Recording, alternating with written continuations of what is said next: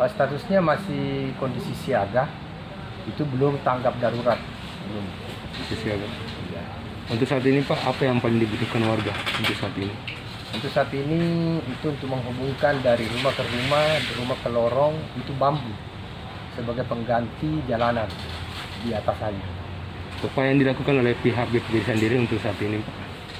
Kita sudah memetakan kondisi penggunaan bambu, persiapkan transportasi masyarakat, kita manage dengan menggunakan perahu kayu, dan kalaupun nanti terjadi lebih besar lagi, kita sudah petakan akan ada evakuasi. Namun evakuasinya kita tata sedemikian rupa karena kita pertimbangkan juga COVID-19 ini.